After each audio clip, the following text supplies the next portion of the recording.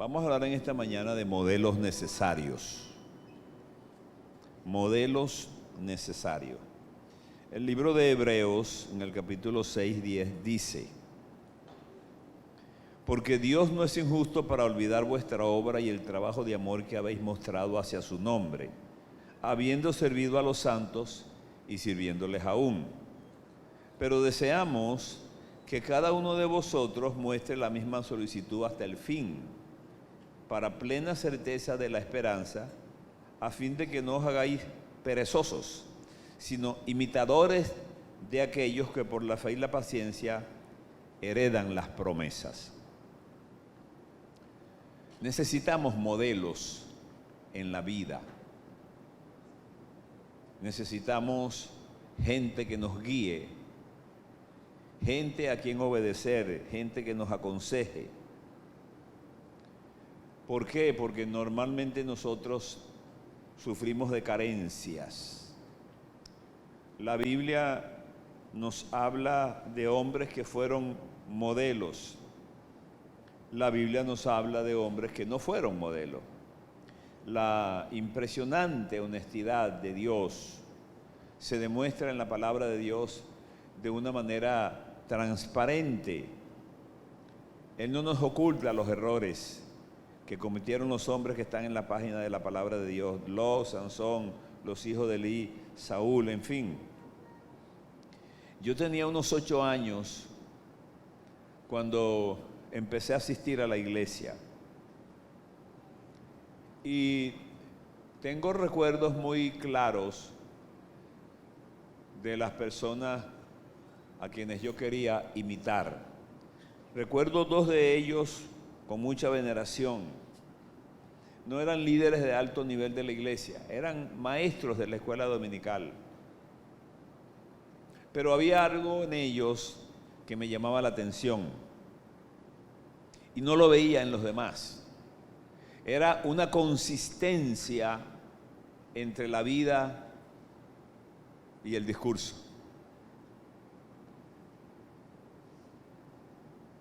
Casi todos los problemas que tuve de ahí en adelante, como cristiano, como miembro de iglesia, como líder, como pastor, tenían que ver con ese principio. Me encontré y me encuentro muchas veces con gente que sabe muchas cosas, pero no vive bien. Lo que vamos a hablar en esta mañana es de 4 personajes del Antiguo Testamento que fueron modelos de vida para su generación. Vamos a empezar hablando de un hombre sin igual, sin par, llamado Samuel. Samuel es un niño que el primer milagro que hay en su vida es que no iba a nacer y nació. Porque la mamá no podía tener hijos. Y ella un día derrama su corazón ante Dios y le dice: si me das un hijo varón, yo lo dedicaré a Dios por el resto de su vida. Y así nace Samuel. Nace en medio de una crisis espantosa, una crisis de silencio moral y espiritual para la nación. Ya no estaba Moisés, no estaba Josué, no habían llegado los reyes, no habían llegado los grandes profetas. Había habido una guerra civil, había habido un movimiento de apostasía. Era un momento oscuro para la nación, muy oscuro. Y el libro de Jueces dice: en esta época no había rey sobre Israel y cada quien hacía lo que mejor le parecía. Y en medio de esa oscuridad va a nacer un jovencito llamado Samuel. Le va a tocar vivir bajo la conducción del liderazgo que había en ese momento.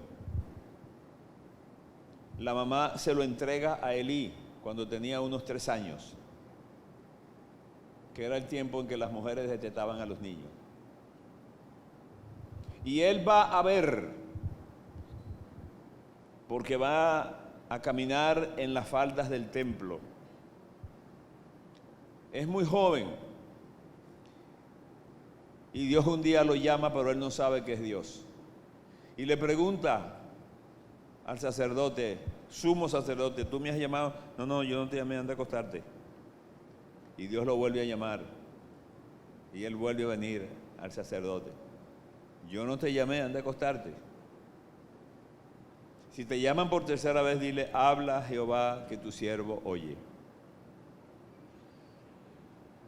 La Biblia dice que no se le había revelado todavía la palabra de Dios a Samuel. La crisis es tan grande que el sacerdote sumo es un hombre descuidado, que no tiene respeto por la moral y permite que sus hijos, que también son sacerdotes, hagan cosas indebidas sin que aparentemente pase nada. Y cuando Dios se le revela a Samuel, es un adolescente. Y es un adolescente que va a escuchar de parte de Dios un juicio que Dios trae sobre la nación. Y le dice Dios, van a suceder cosas en Israel que a quien lo oiga le van a picar los oídos. Y dice que la descendencia del sumo sacerdote no vivirá, morirán en la edad viril, y los que queden tendrán que pedir comida para subsistir. Es un juicio muy fuerte de parte de Dios. Eso lo escucha Samuel. Un adolescente va a escuchar con sus oídos el juicio de una nación que está a espaldas de Dios. Y el sumo sacerdote trata de que Samuel le diga lo que Dios le dijo, pero él no se lo quiere decir. Es un muchacho, es un niño. Y Elí lo manipula para que se lo diga. Y él se lo dice. Cuando usted lee en el primer capítulo de Samuel la definición de quiénes eran los hijos de Elí, dicen Oni, Ofnis y Finés eran sacerdotes de Jehová. Eso es muy serio lo que está diciendo, porque es una escogencia que Dios ha hecho soberanamente de quienes en Israel van a formar parte del grupo de gente que son intermediarios de la presencia de Dios. Los candidatos al sumo sacerdote que van a entrar el día de la expiación a interceder por sus pecados y por los de la nación. Los que van a quemar incienso, los que van a quemar los sacrificios en una manifestación perentoria de la gracia de Dios. No eran cualquier persona, eran escogidos por Dios y eran los hijos de la tribu de Leví. En el capítulo 2 dice, Ofnis y Finés eran sacerdotes, en el 1 dice que eran sacerdotes de Jehová. Y cuando usted lee el 2, dice que eran hombres impíos. Y uno se devuelve hacia el capítulo 1 para ver si es que leyó mal. Porque hay dos cosas que son contradictorias. ¿Qué es lo que son? ¿Son sacerdotes o son impíos? Son las dos cosas. La Biblia dice que son sacerdotes y la Biblia dice que son impíos. Y dice que son impíos porque no tenían conocimiento de Jehová. Y la palabra conocimiento aquí no tiene que ver con academia. No tiene que ver con títulos. Tiene que ver con relación. Cuando Oseas dice, mi pueblo fue destruido por falta de conocimiento, la gente cree que eso se resuelve inscribiéndose en un seminario. Y Dios no está hablando de eso. Los líderes de Israel tenían mucho conocimiento, tenían demasiado conocimiento, tenían la cabeza llena de las instrucciones de Dios, se las sabían de memoria. Pero cuando el profeta dice, mi pueblo fue destruido por falta de conocimiento, no está hablando de academia, sino de relación. ¿Eran sacerdotes o eran impíos? Eran las dos cosas. Y la pregunta que uno se hace, ¿y un sacerdote puede ser impío? Claro, la Biblia lo dice. Un sacerdote impío o un impío sacerdote, como a usted le guste más. Es decir, podemos hacer las dos cosas. Y a veces la gente ni se da cuenta de eso. Y Samuel va a tener que interactuar con ellos. Pero es el niño que llega a la presencia de Dios y tiene un liderazgo que no puede imitar. Pero Samuel no va a crecer como un hombre que va a fracasar y le va a decir a Dios, yo fracasé. ¿Sabes por qué? Porque no tuve líderes a quienes imitar. Al final somos responsables delante de Dios. No podemos echarle a Dios la culpa de nuestro fracaso. El hombre del cual estoy hablando es Samuel, líder de la transición y de la monarquía. Es el primer reformador religioso después de Moisés, el último de los jueces y el primero de los grandes profetas. Hay una crisis en este momento en Israel. Los filisteos, enemigos formidables de Israel, han capturado el arca de Dios. El arca es el símbolo más preciado de los judíos. Es una caja de madera forrada en oro que está encima del propiciatorio dentro del lugar santísimo, al cual llega el sacerdote sumo una vez al año. Es el símbolo de la presencia de Dios, pero no es Dios. Y en el momento de crisis, cuando los filisteos están rodeando a Israel y Elí sabe que tienen la batalla perdida, empieza a preguntar por el arca. ¡Qué tragedia! Empieza a preguntar por el arca, por un objeto que representa la presencia de Dios, pero que no es Dios. Tenían años burlándose de Dios. Tenía años oyendo las quejas de los pecados de sus hijos. Los dos sacerdotes, Ofni y Fines, que de día quemaban incienso y de noche se acostaban con las mujeres que cuidaban el templo en el templo.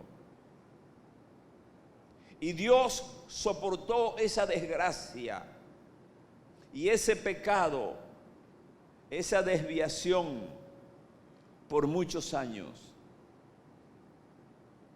Y Elí le pregunta al mensajero, ¿qué pasó?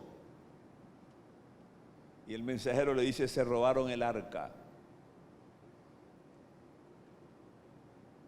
Estaba pendiente del arca, que era un símbolo de la presencia de Dios. Hay gente hoy en día que le rinde culto a los símbolos. Hay gente que cree que tener una Biblia grande es símbolo de consagración. Si usted tiene una Biblia grande, eso significa que tiene una Biblia grande, más nada. Hay gente que la pone en el centro de la mesa, en la sala. No tengo problema con eso. Pero eso no es lo que llena la presencia de Dios. A menos que usted respete la palabra de Dios. Hay gente que respeta el libro, pero no tiene respeto por el contenido del libro. Ese era el problema de Saúl, de Elí. Ese era el problema de un liderazgo que se había corrompido y que se había apartado de Dios. Samuel no los puede imitar. ¿Dónde está el arca? Se la robaron. Se la robaron los filisteos. Y muere Saúl. Dios le había dicho a través del profeta Samuel que sus hijos iban a morir los dos, ajusticiados por Dios, en el mismo día. Los dos murieron. La esposa de uno de ellos estaba embarazada y dio a luz en el momento que oyó la noticia. Y le pusieron al niño Icabod. La gloria de Dios ha sido traspasada. Uno lee esta historia y es muy triste. Es la historia de una nación que se aparta de Dios. Es la historia de una nación que tiene líderes que se supone que son espirituales, que se supone que respetan a Dios, pero que en el camino se apartan y empiezan a hacer cosas que no agradan a Dios. Y cuando hacemos eso, llegamos a tener la sensación de que Dios es tonto. Pero Dios no es tonto. Él es paciente. Es decir, Dios no es un policía que nos anda persiguiendo todos los días para ver qué hacemos. Él nos llama, nos escoge, nos prepara, nos unge para que le sirvamos. Y nosotros podemos hacerlo bien, regular o mal. Sansón lo hizo. El ángel de Jehová anunció su nacimiento. Un privilegio que no tuvo ni Juan el Bautista, ni Cristo, ni Abraham. El ángel de Jehová. Una manifestación corpórea de la divinidad. Los teólogos llaman eso una teofanía. Anuncia el nacimiento de un hombre que debe ser notorio. Es Sansón. El ángel de Jehová lo marca con la pureza a través del voto del Nazariato. Y el ángel de Jehová le define el ministerio para que no tenga problema. No va a tener diferencias durante su vida ni duda de lo que es o de lo que no es. Tenemos que saber lo que somos y lo que no somos. Sansón sabía todo eso y fracasó.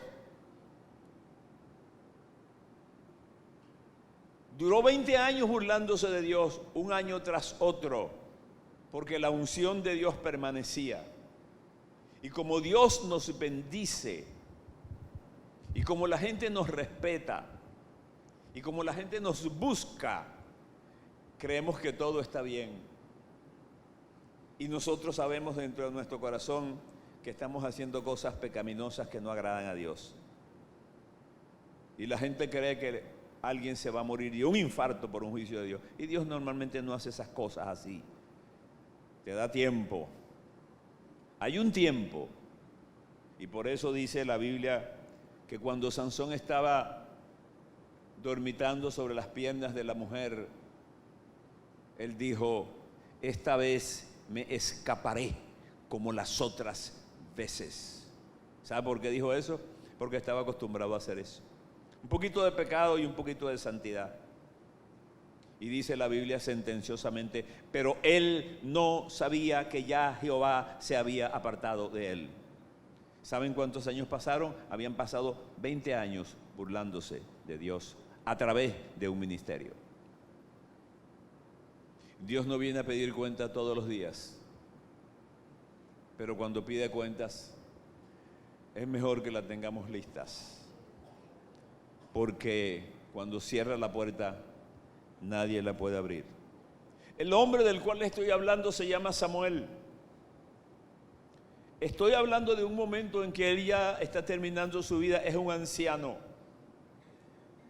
Y escuchen lo que dice: dijo Samuel a todo Israel: he aquí yo he oído vuestra voz en todo cuanto me habéis dicho y os he puesto rey. Ahora pues, he aquí vuestro rey ya va delante de vosotros. Ya yo soy viejo, es un anciano. Se está despidiendo de la nación, lleno de canas. Pero mis hijos están con vosotros y yo he andado, escuchen, yo he andado delante de vosotros desde mi juventud hasta este día. Aquí estoy. Lo que está haciendo Samuel es algo muy serio. Samuel se está examinando ante la nación. Queridos hermanos, quienes tenemos un ministerio, quienes le servimos al Señor a cualquier nivel, tenemos que poder ser examinados por la gente. La gente tiene el derecho de examinar nuestro ministerio. La gente tiene el derecho de pedirnos cuenta. Mis hijos están con vosotros. Yo he andado delante de vosotros desde mi juventud hasta este día. Y oigan lo que él dice. Aquí estoy. Atestiguad contra mí delante de Jehová y delante de su ungido. Si he tomado el buey de alguno, si he tomado el asno de alguno. Es decir, está utilizando los símbolos de la economía de Israel. Lo que está diciendo, si prevalido de mi condición de líder los he engañado o he tratado de que ustedes hagan algo que es indigno, quiero saber si he hecho eso, si he calumniado a alguien, si he agraviado a alguno o si de alguien he tomado cohecho para cegar mis ojos con él y lo voy a restituir. No es la arrogancia del hombre que dice, no se metan con el ungido de Jehová. Como si los ungidos de Jehová tienen una patente de corso para hacer cualquier cosa. Eso no fue lo que dijo David cuando Natán lo enfrentó. El rey era David. Podía haber matado a Natán. Normalmente los reyes mataban a los profetas. Los profetas son famosos ahora. Los profetas dicen cualquier disparate y nadie los mata. Pero en el Antiguo Testamento, los profetas si decían una mentira, los mataban. Y si decían la verdad, también los mataban. Era muy serio ser profeta. Natán sabía que se estaba jugando la vida al señalar a David como un hombre pecador. A David no se le ocurrió decirle a Natán, yo soy el ungido de Jehová, no te metas conmigo. Igual se lo dijo. Eres hombre digno de muerte. Hiciste un montaje. Mataste a Urías con la espada de los hijos de Amón. Con toda humildad, Samuel se está examinando ante la nación. Entonces la nación dijo, nunca nos has calumniado, ni has agraviado, ni has tomado algo de mi mano, de ningún hombre. Y él les dijo, Jehová es testigo contra vosotros. Y su ungido también es testigo de que no habéis hallado cosa alguna en mi vida. Nuestra vida tiene que ser examinada. Tiene que poder ser examinada, no importa el rango ministerial que tengamos. Pasamos la página y hablemos de un joven que se llama Daniel. Es todavía un adolescente cuando llegan emisarios babilónicos y se lo llevan de Jerusalén a Babilonia. Forma parte de la aristocracia que Nabucodonosor quiere desarrollar para gerenciar su reino. Trabaja con Nabucodonosor y decide unilateralmente que no se va a contaminar. Pero es un muchacho contra un imperio. No me voy a contaminar, no voy a comer la comida del rey. ¿Por qué? Bueno, porque eso está sacrificado a los ídolos. Yo soy judío, yo tengo mis principios, no me contamino. Punto, ya. Y tiene un muchacho saliendo de la adolescencia que enfrentarse a todo el imperio de Nabucodonosor. Pero él cree, tiene principios. Y logra que lo examinen después de comer legumbre. Él y sus amigos están mucho mejor, 1000% mejor que los demás. Y comienza a ministrar con Nabucodonosor. Muere Nabucodonosor y comienza a ministrar con Belsasar. ¿Se acuerdan de Belsasar?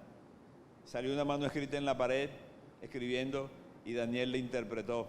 Muere por un juicio de Dios. Y ahora viene Darío. Esa noche Daniel le dijo a Belsasar que venía Darío a adueñarse de la nación, el imperio de los persas. Y ahora Daniel está aquí con los persas. Ya no es el muchacho adolescente que llegó con Nabucodonosor, ahora es un hombre de unos 80 años. Y dice Daniel 6, pareció bien a Darío constituir sobre el reino 120 sátrapas. Es la nueva administración, el nuevo gobierno de los persas. Los imperios se van repartiendo el mundo.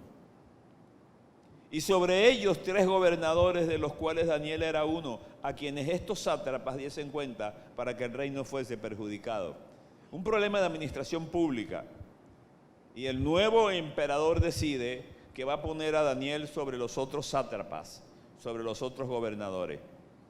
Ahora, escuchen con atención lo que dice la Biblia. Pero Daniel mismo dice, era superior a estos sátrapas y gobernadores, porque había en él un espíritu superior. Y eso me encanta. Porque el adjetivo superior en el pasaje tiene 2 significados. En la primera parte del pasaje habla de superioridad militar y política. Es decir, una superioridad que la da el hombre, que la alcanza el hombre. Pero en la segunda parte del pasaje nos dice, había en él un espíritu superior. Y eso es otra cosa. Los cristianos somos superiores. Y no hay que decir esto con arrogancia, hay que decirlo con respeto, con humildad. Somos superiores. Somos superiores porque no podemos participar de la mentira. Somos superiores porque tenemos que decir la verdad. Somos superiores porque tenemos que ser transparentes.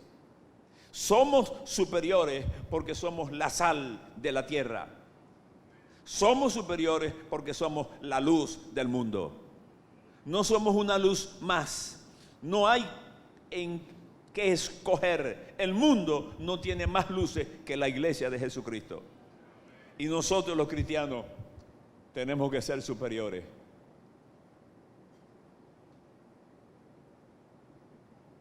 Y en el ejercicio de ser superiores, tenemos que decir la verdad, aunque la tierra se queme. Bueno, entonces los gobernadores y sátrapas buscaban ocasión para acusar a Daniel en lo relacionado al reino, pero no podían hallar ocasión alguna o falta porque él era fiel. Trataron de ponerle una trampa, lo investigaron por todos lados a ver dónde le conseguían una falla. Les molestaba. Era una piedra en el zapato. El cristiano es un hombre que nada contra la corriente. En una reunión de pastores en estos días, un colega me hizo una pregunta ingenua para venir de un pastor. Estábamos hablando de establecer una casa de intercesión en Caracas y él me dice, Néstor, ¿por qué es tan difícil orar? Me sorprendió tanta ingenuidad en un pastor.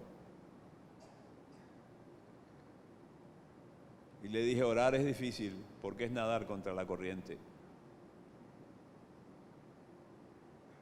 Cuando oramos nos ponemos en las manos de Dios. Cuando oramos, asistimos a un encuentro de 2 mundos. El mundo de Dios y el mundo de nosotros. Y cuando oramos, el mundo de Dios nos transforma. Porque tiene que transformarnos. Porque no podemos acercarnos a la presencia de Dios y permanecer igual. Por eso, estos hombres no saben con quién se están metiendo. Este es un muchacho de oración. Se acostumbró a que la oración fuese una forma de vida. La oración para Daniel no era una oración utilitaria para salir del paso. No era orar por la comida para que Dios la bendiga. No es orar para que Dios me dé una casa, un carro o una esposa. Eso es otra cosa. Eso es un nivel de oración utilitaria controlada por la sociedad. Oramos para que la gente crea que oramos. Hacemos oraciones públicas para complacer a la gente. Y en esas oraciones públicas decimos cosas elegantes, pero las palabras elegantes casi nunca son sinceras. porque las palabras sinceras casi nunca son elegantes. Tratamos de impresionar a la gente. Este hombre no está orando porque tiene un apuro. Está orando porque es una manera de vivir para él. Bueno, lo quieren meter en un lío, pero no encuentran falta. Entonces dijeron estos hombres, no hallaremos contra este Daniel ocasión alguna para acusarle si no la hallamos contra él en relación con la ley de su Dios. ¿Se dan cuenta? O sea, es impecable Daniel. Lo único que podemos decir es que no está de acuerdo con la religión de los persas. Bueno, está bien, eso era verdad. Pero el emperador persa creía que era Dios. Y entonces había que adorar al emperador. Y obviamente Daniel no iba a hacer eso. Y lo agarraron por ahí y lo acusaron. Y los decretos de los persas eran irreversibles. Le dijeron, miren el lenguaje de los hipócritas. Rey Darío para siempre vive. En todos los reinos del mundo se maneja el poder. Y el poder corrompe. Y se ha dicho que el poder absoluto corrompe absolutamente. Estos hombres están corrompidos por el poder y le adulan al rey y le dicen, Rey para siempre vive. Es un lenguaje de dioses. Todos los gobernadores del reino, magistrados, sátrapas, príncipes y capitanes han acordado por consejo que promulgues un edicto real y lo confirme, que cualquiera que en el espacio de 30 días demande petición de cualquier dios u hombre fuera de ti, o sea, le están diciendo que él es Dios, sea echado en el foso de los leones. Y por supuesto, eso alimenta la vanidad del rey. Ahora, oh rey, confirma el edicto para que no pueda ser revocado, conforme a la ley de Media y Persia. Firmó pues el rey Darío el edicto y la prohibición. Daniel tiene que ir al foso de los leones. Escuchen lo que hizo Daniel. Me encanta esto. Daniel no se puso a decretar. Yo decreto, yo declaro. Mire, hermano, usted puede decretar lo que usted quiera.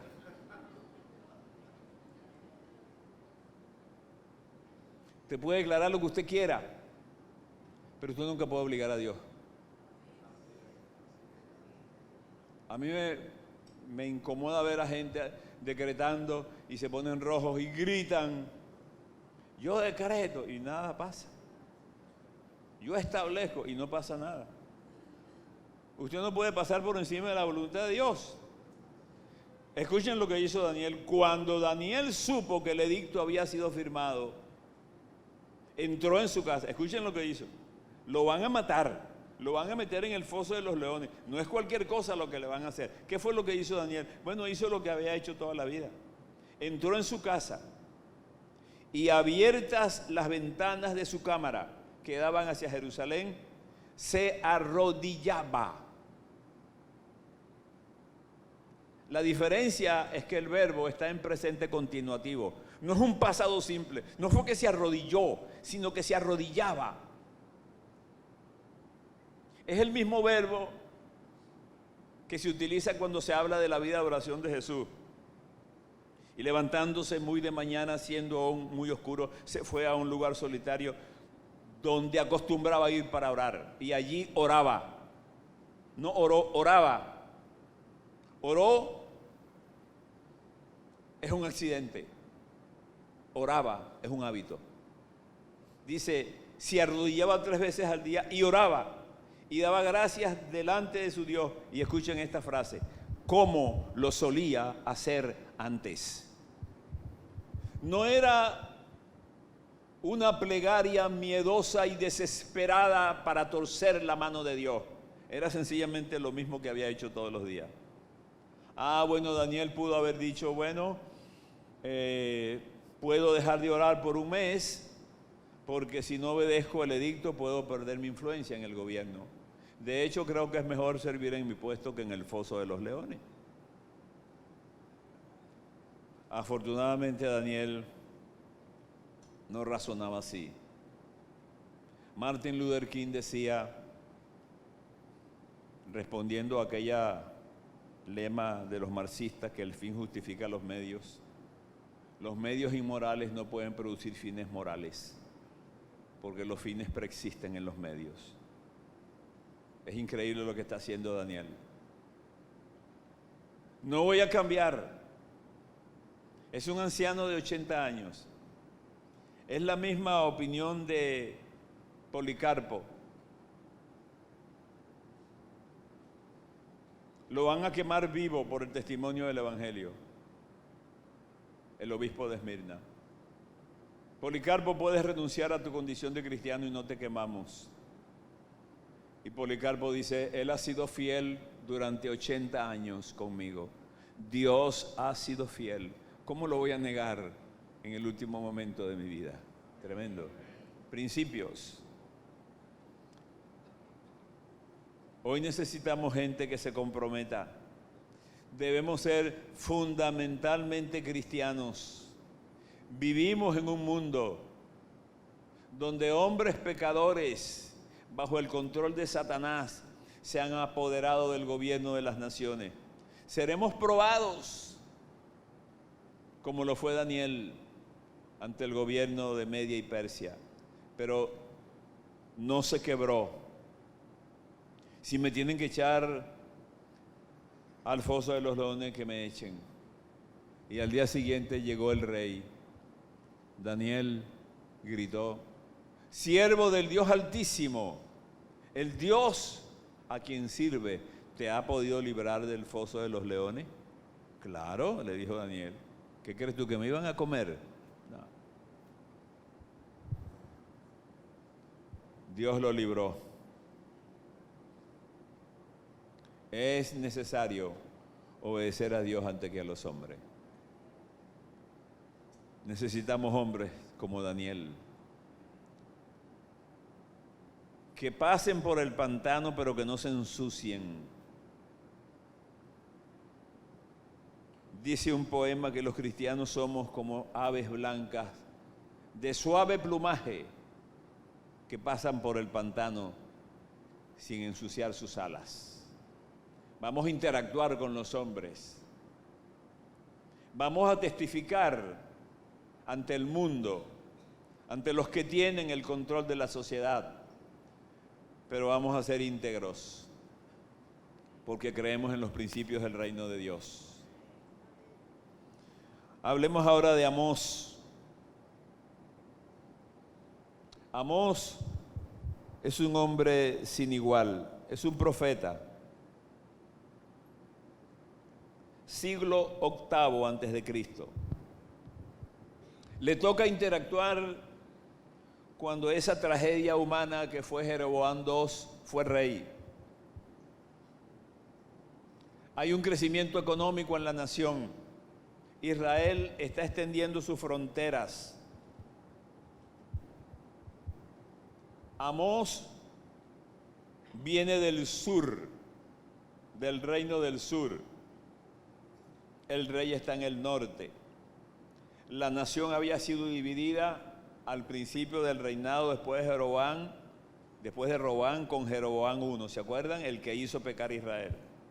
Pero ahora hay una buena economía, las cosas están bien, y Dios levanta a un hombre llamado Amós para denunciar el materialismo de la nación.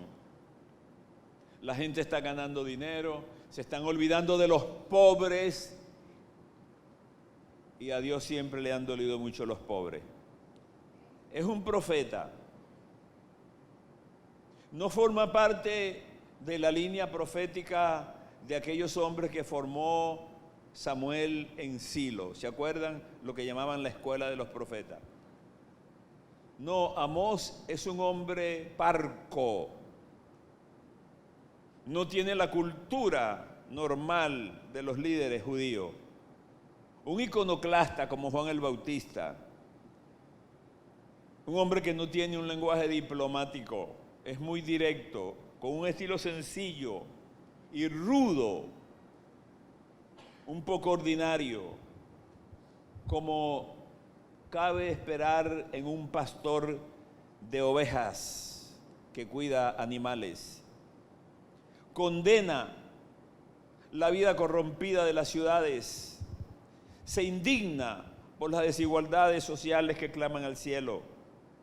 Protesta en nombre de Dios contra la injusticia y la falsa seguridad que sus contemporáneos han depositado en los ritos religiosos, que están vacíos porque no significan compromisos personales. Todo está bien. Hay mucho dinero en la nación y la gente se olvida de Dios. Cuando tenemos los problemas económicos resueltos, tendemos a olvidarnos de Dios. Y aparece este hombre con un mensaje que es un anticlímax. La gente no quiere escuchar eso. Como que no queremos hablar de Dios cuando las cosas andan bien. Dios castigará a los poderosos, dice este hombre, a la clase dirigente de Samaria, que pecan maltratando a los pequeños del pueblo. Critica la idolatría, la violencia, la injusticia, la disolución universal y la corrupción en que está sumida el rebaño de Dios. Y hay una trilogía aquí, increíble. El rey Jeroboam II, el sacerdote Amasías y el profeta Amós. Y Amasías, que no quiere mucho a Amós, le dice al rey: por ahí andamos, anda diciendo cosas feas. La tierra no puede escuchar sus palabras, no las puede soportar. Saben, hay personas que quieren decirle a uno lo que uno tiene que predicar. Hay gente que quiere que uno modifique el mensaje porque el mensaje molesta. Los predicadores del Evangelio no hemos sido llamados para complacer a las personas, sino para conducir a las personas al reino de Dios. Y no tiene que importarnos si a las personas les gusta o les disgusta. Los predicadores no somos artistas, somos panaderos. Preparamos el pan de la palabra de Dios para que la gente se lo coma. Y la gente decide si se lo come o no se lo come. Es decir, no hay nada nuevo bajo el sol. Este profeta, este sacerdote, que debería estar de acuerdo con Amós, está tan corrompido como el rey. Y no estamos hablando de un pueblo pagano, estamos hablando del pueblo de Dios. La tierra no puede escuchar sus palabras. Entonces el sacerdote Amasías de Betel envió a decir a Jeroboam, rey de Israel: Amós se ha levantado contra ti en medio de la casa de Israel. La tierra no puede sufrir todas sus palabras. O sea, nos gustaría que su mensaje fuera más elegante. Así ha dicho Amós: Jeroboam morirá a espada, Israel será llevado cautivo a su tierra. ¿Saben lo que le dijo Amasías a Amós? Oye, profeta, vete con tu música para otro lado. Tú eres del sur y no tienes derecho de venir a insultarnos a los que son del norte, como si a Dios le importa el sur o el norte. Como si la palabra de Dios tiene fronteras. Huye a tierra de Judá y come tu pan y profetiza allá. Y no profetice más en Betel, porque es el santuario del rey, capital del reino. Qué atrevido es el pecado. Qué atrevidos son los pecadores. Y escuchen la respuesta de Amós. ¿Saben lo que le dijo Amós? le dijo a Amasías, te voy a decir varias cosas. Número uno, yo no soy profeta.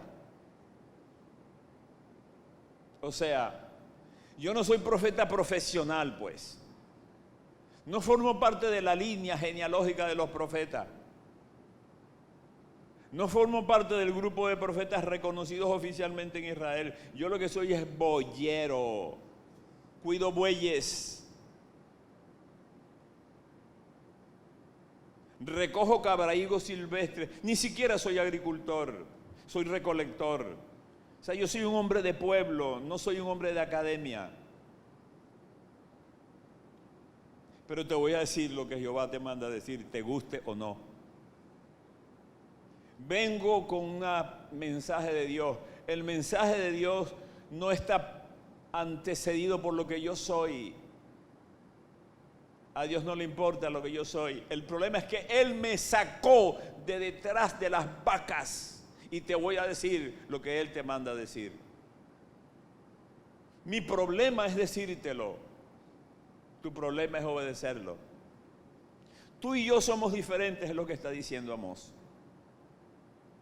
Tú defiendes un salario y yo defiendo un principio. Y le dice 5 cosas. Ninguna de las 5 son bonitas. Ninguna de las 5 son buenas. Todas son desagradables. Eso se repite mucho en la Biblia. Eso le pasó a Micaías cuando los 2 reyes estaban en la puerta de Samaria esperando un juicio decentemente editado. Y Josafat le dice a Acab, ¿no hay alguien más que un profeta que podamos consultar? Bueno, por allá está uno, pero no me gusta porque siempre me profetiza mal. Pero aquí hay 400. 400 profetas embusteros que le decían al rey lo que el rey quería escuchar. El único que le decía algo feo era Micaías. Y lo traen de la cárcel porque cuando no estaba preso lo andaban buscando. Y le dicen en el camino, Micaías, pórtate bien, por favor, Micaías, modérate. Ahí están los 2 reyes, mira, ahí están, con la pompa, los 2 reyes, en la puerta de Samaria. Di algo bonito, por favor. Y le pregunta a Acab, ¿debo ir a pelear contra los sirios? Y con sarcasmo el profeta le dice, bueno, ve. Y el rey está tan seguro de que Micaías se está burlando de él y le dice, dime la verdad, si vas te van a matar. Ya. ¿Quieres la verdad? Si vas te van a matar. ¿Te das cuenta?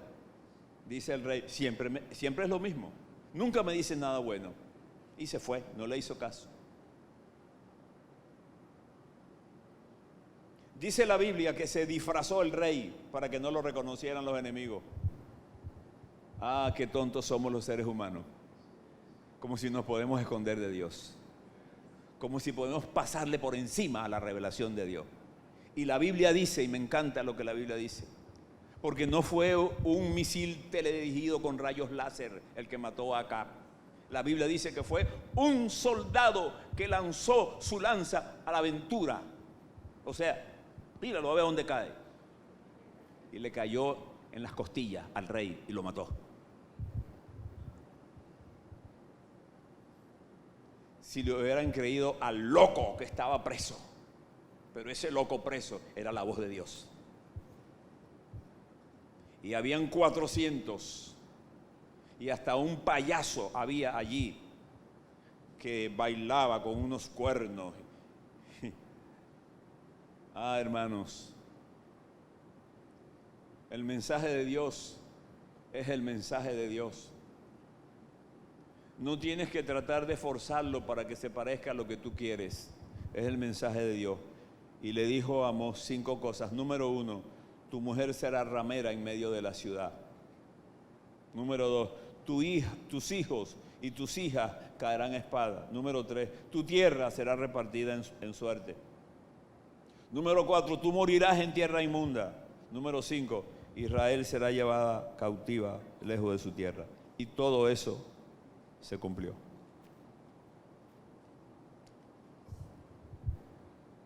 Ahora hablemos de Pablo para finalizar. Pablo es un hombre fuera de serie. Me costó mucho entender lo que era ser llamado por Dios hasta que leí con cuidado la carta de los Gálatas. Tuve muchos problemas con mi llamamiento porque yo me quería comparar con los demás. Yo no quería ser pastor. Y la presión de la gente era que yo fuera pastor. Uno no va a hacer lo que la gente lo presiona a hacer, uno va a hacer lo que Dios lo llamó a hacer. Pero nadie me había dicho eso y yo me comparaba con los pastores, porque todo el mundo hablaba muy bien de los pastores, que pasaban hambre, que pasaban trabajo, que eran muy humildes, que esto. Y yo no quería pasar trabajo ni hambre. Entonces el presupuesto de ser pastor no estaba en mí. Yo le quería servir al Señor, pero yo dije, yo no voy a pasar hambre por ahí, Señor. Yo trabajo, está bien. Estoy leyendo a Gálatas y me encuentro con que Pablo dice que él fue escogido desde el vientre de su madre.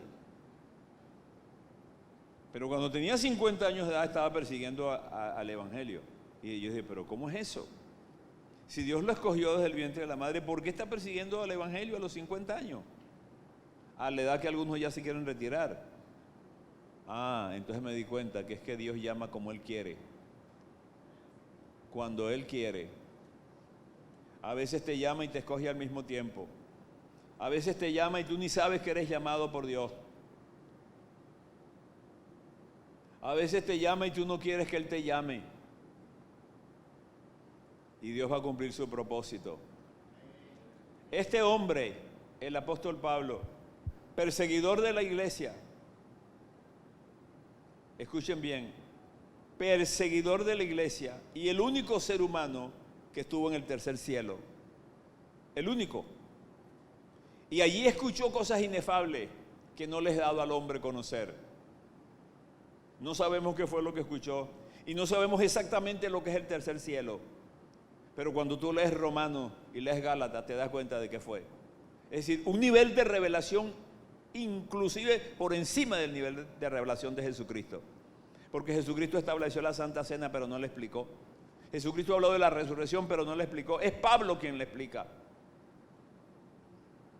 Pablo es la figura más prominente del Evangelio después de Jesucristo. Se convierte Pablo, trabaja y es el misionero por excelencia. En el capítulo 20 del libro de Hechos ya Pablo está por retirarse, está al final de su vida. Viene a reunirse con los ancianos que él ha formado. Es en cierta forma muy parecido a lo que hizo Samuel. Dice, enviando desde Mileto a Éfeso, hizo llamar a los ancianos de la iglesia. Está en una ciudad portuaria. No quiere llegar a Éfeso, está apurado porque quiere ir a Jerusalén. Entonces, llama a los ancianos a que vayan donde él está. Es un anciano, está en el final de su vida. Y les dice, escuchen, son los hombres que él ha formado, que lo han visto ministrar. Tenemos un ministerio y la gente nos ha seguido, la gente nos conoce, la gente nos va a respetar, no porque tengamos un rango ministerial. Una cosa es tener poder y otra cosa es tener autoridad. El rango ministerial me da autoridad, me da poder, la autoridad me lo da la integridad. Y escuchen lo que Pablo le dice a los líderes. Ustedes saben cómo yo me he comportado entre vosotros todo el tiempo desde el primer día que entré en Asia. Como Samuel y como Pablo, los cristianos tenemos que poder ser examinados ante la gente y no molestarnos cuando la gente nos examine. He servido al Señor con toda humildad y con muchas lágrimas y pruebas que me han venido por la acechanza de los judíos. Y como nada que fuese útil, he rehuido y anunciaros y enseñaros públicamente y por las casas, testificando a judíos y a gentiles acerca del arrepentimiento para con Dios y de la fe en nuestro Señor Jesucristo. Ahora he aquí ligado yo en espíritu, voy a Jerusalén sin saber lo que allá me ha de acontecer. Va a Jerusalén. Este es el final del tercer viaje misionero. No le van a dar una placa de reconocimiento. No le van a dar un doctorado honoris causa. No le van a hacer un homenaje. Casi lo matan.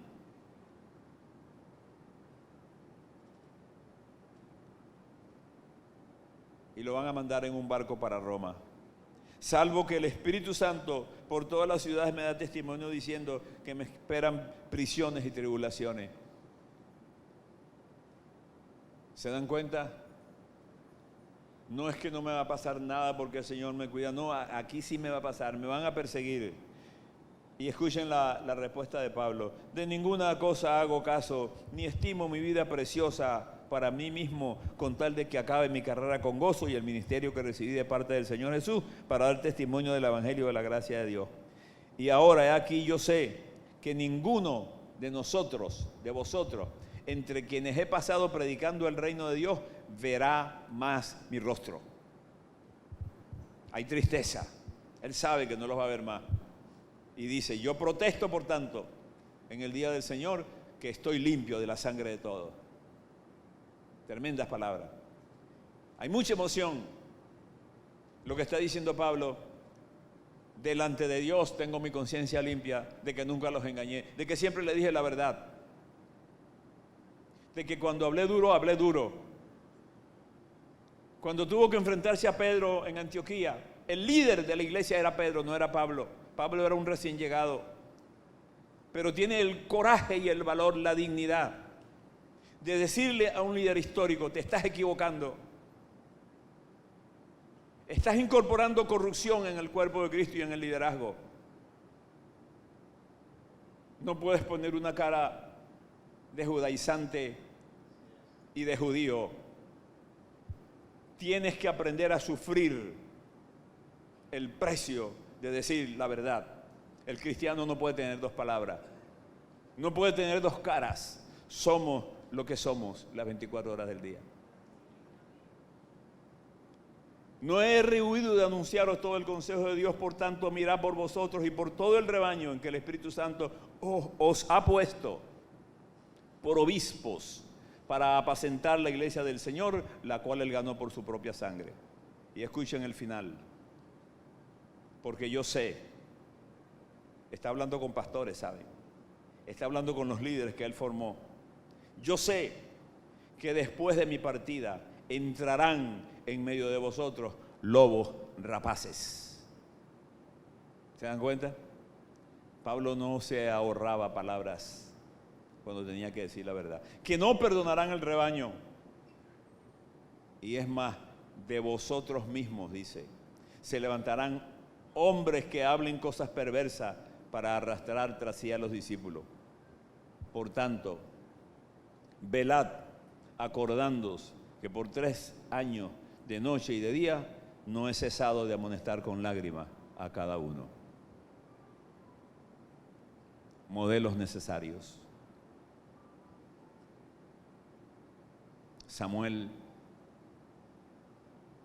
Daniel, Amós y Pablo.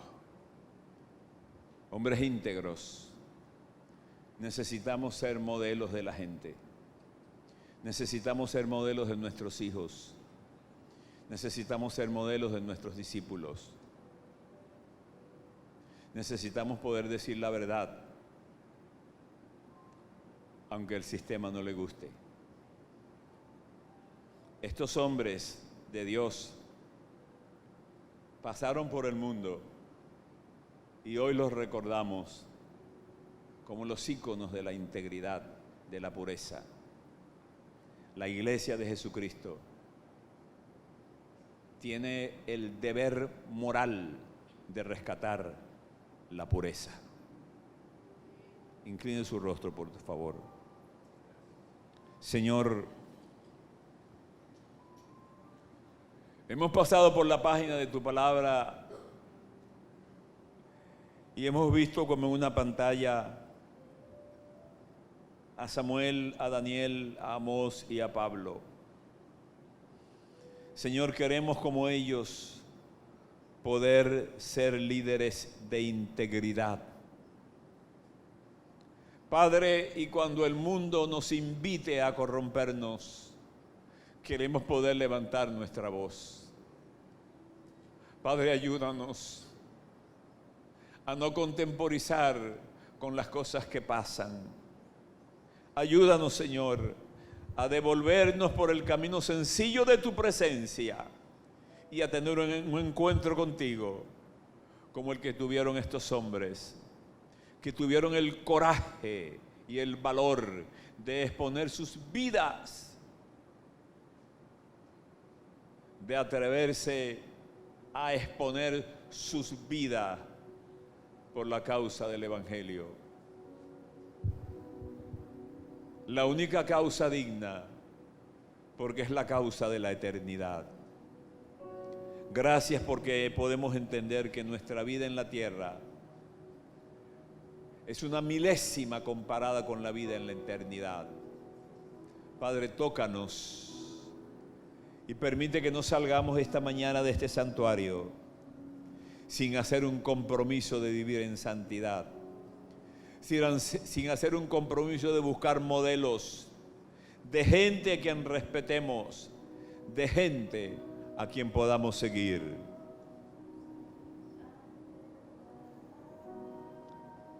Un compromiso de vivir en santidad. Aleluya. Sí, Señor. Hacemos